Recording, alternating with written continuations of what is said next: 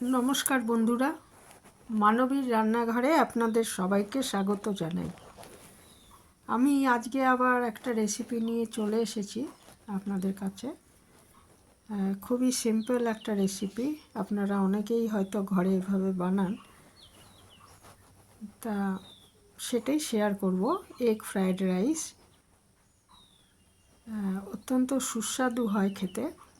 চিকেনের কোনো আইটেম, যেমন চিলি চিকেন, হ্যাঁ, এরকম ধরনের চিলি চিকেন ধরনের কোনো আইটেমের সাথে এটা খেতে খুবই ভালো লাগে। এমনকি শুধুও খাওয়া যাবে স্যালাডের সাথে। তো এটা কিভাবে করেছি, আমি একটু ফ্রোজেন মটরশুঁটি নিয়েছিলাম, আর এক বাটি মতো, আর হচ্ছে দুটো গাজর নিয়েছি। বিন কড়াই যদি থাকে তাহলে, ছিল না আমার কাছে আজকে, আমি বিন কড়াই ছাড়া করি, বিন কড়াইও দিতে পারেন এর মধ্যে। আর 3টে ডিম নিয়েছি। আমি 1 গ্লাস চালের করব, তাই 3টে ডিম নিয়েছি। তো যেরকম চাল নেবেন সেই বুঝে আর কি ডিম নেবেন। বেশি করলে আর ডিমটা আর একটু বেশি নিতে হবে। তো প্রথমে 1 গ্লাস বাসমতি চাল আমি নিয়ে ভালো করে ধুয়ে জলে 8 ঘন্টার জন্য ভিজিয়ে রাখছি। তাহলে কি হবে, ভাতটা ভালো হবে আর কি। তো ভাতটা হাঁড়িতেও করতে পারেন, তবে আমি কিন্তু এটা প্রেসার কুকারেই করেছি। 8 ঘন্টা পর এটা একটা প্রেসার কুকারে নিয়ে নিয়েছি। আর 1 গ্লাস চালের জন্য আমি জল নিয়েছি 1.25 গ্লাস। এটা যেহেতু বাসমতি চাল, তাই 1.25 গ্লাস জল নিলাম।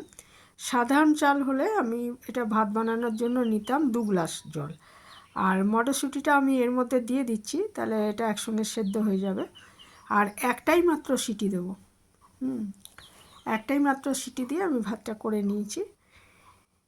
একটা মাত্র সিটি দিয়ে নামিয়ে রেখে দিলাম ঠান্ডা হওয়ার জন্য। আর এখানে দুটো গাজর এরকম ছোটো ছোটো টুকরো করে কেটে নিয়েছি, 3টে কাঁচা লঙ্কা কেটে নিয়েছি, আর কয়েক কোয়া রসুন একটু কুচি করে কেটে নিয়েছি। যদি শীতের সময় হতো তাহলে অবশ্যই আমি একটু পেঁয়াজ কলি ব্যবহার করতাম। আর এখানে আমি অলিভ অয়েল নিয়ে নিচ্ছি 2 চামচ। ইচ্ছে করলে এটা আপনারা বাদাম তেলে করতে পারেন, বাদাম তেলেও খুব ভালো হবে। তারপরে আমি 3টে ডিম যেইভাবে দিয়ে দিলাম, দিয়ে একটু আস্তে করে এটা নেড়ে দিচ্ছি কুসুমগুলো। আর এর মধ্যে পরিমাণ মতো নুন দিয়ে দেবো গোলমরিচের গুঁড়ো, আর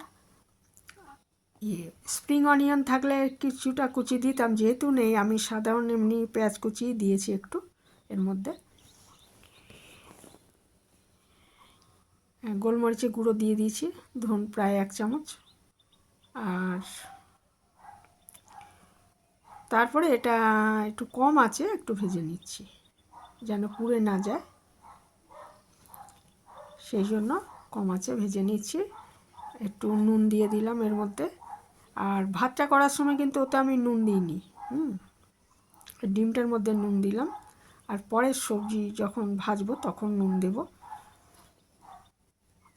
কারণ ভাতটা করার সময় নুন দিলে অনেক সময় ভাতটা বেশি সেদ্ধ হয়ে যেতে পারে, ওই জন্য আমি নুনটা তখন দিইনি। এটা ভেজে নিচ্ছি হালকা করে, খুব কড়া করে ভাজার দরকার নেই, একটু হালকা করেই ভেজে নেব। আর এইভাবে একটু ভেঙে ভেঙে দিচ্ছি আর কি, দিয়ে এটাকে আলাদা করে রেখে দেবো।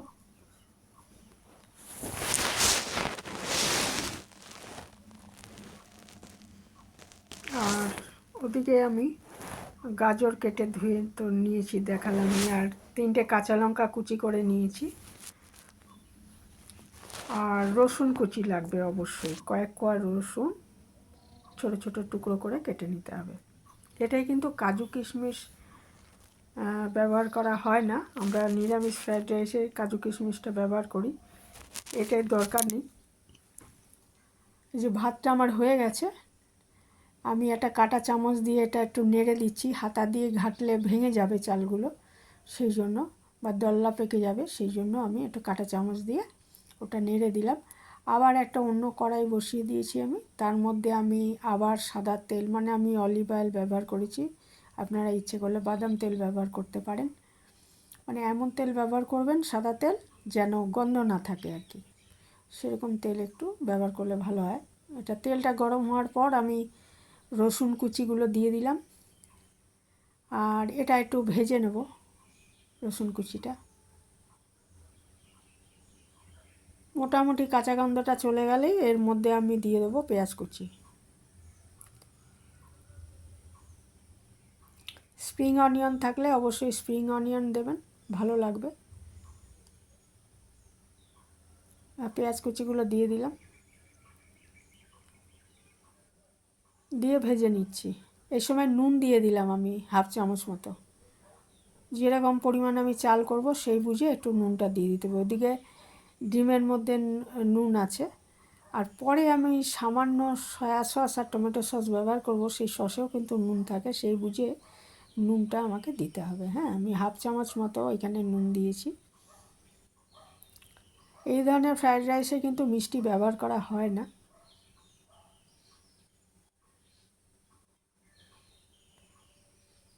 পেঁয়াজটা দিয়ে একটু ভাজা হয়ে গেলে আমি এর মধ্যে গাজর কুচিগুলো দিয়ে দিলাম, আর কাঁচা লঙ্কা কুচিগুলো দিয়ে দিলাম, দিয়ে এটা ভালো মতো ভেজে নেব। মানে যতক্ষণ না মোটামুটি গাজরটা সেদ্ধ হয়ে যায়, সেইভাবে এটা আমি লো টু মিডিয়াম আঁচে ভেজে নেব। গাজরটা ভাজা হয়ে গেলে মানে সেদ্ধ হয়ে যাবে যখন, তখন আমি আমার করে রাখা যে ভাত বাসমতি চালের, আর মটরও আমি ওর মধ্যে মটরশুঁটিও সেদ্ধ করে রেখেছি, ওটা দিয়ে দেবো, দিয়ে ভালো করে মেশাবো আর কি। আর ডিমটা তো ওই যে আলাদা রেখেছি, আমি ডিমটা করে রেখেছি, ভেজে রেখেছি। এটা ভালো মতো ভেজে নিচ্ছি। একটু কম আঁচেই ভাজলে ভালো হয়, যাতে পুড়ে না যায়।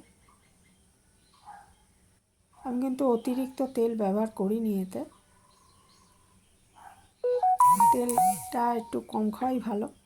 এখানে আমি 1 চামচ, এইখানে একটু সয়া সস আর টমেটো সস মিশিয়ে রেখেছি, তবে এর থেকে আমি খুব বেশি ব্যবহার করব না, এরকম চামচের 2 চামচ ব্যবহার করব।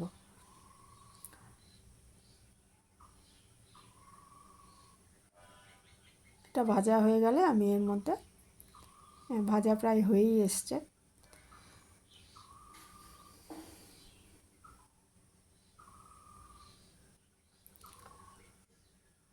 এর মধ্যে আমি ভাতগুলো দিয়ে দিচ্ছি। মটরশুঁটি সহ যে ভাত করে রেখেছি সেটা দিয়ে দিলাম এর মধ্যে। আস্তে আস্তে আমি দিয়ে দিচ্ছি, মিশিয়ে দিচ্ছি, অল্প অল্প করে দিয়ে মেশাতে থাকবো। তারপরে এর মধ্যে আমি ডিম ভাজাগুলো দিয়ে দেব।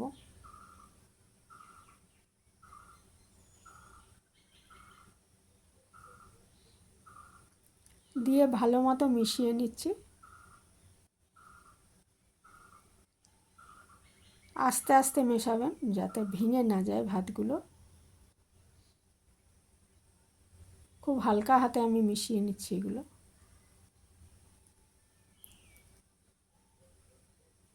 আর তারপরে আমি এর মধ্যে 2 চামচ ওই যে সস বানিয়ে, সয়া সস আর টমেটো সস মিশিয়ে রেখেছি, সেই 2 চামচ মিশিয়ে দেবো এর মধ্যে, তাহলে খেতে ভালো হবে আর কি। এই যে 2 চামচ আমি মিশিয়ে দিচ্ছি, বেশি দেবো না, 2 চামচ দিচ্ছি। হ্যাঁ, 2 চামচ মিশিয়ে দিলাম, দিয়ে ভালো মতো মিশিয়ে দিলে আমার এটা রেডি হয়ে যাবে পরিবেশনের জন্য।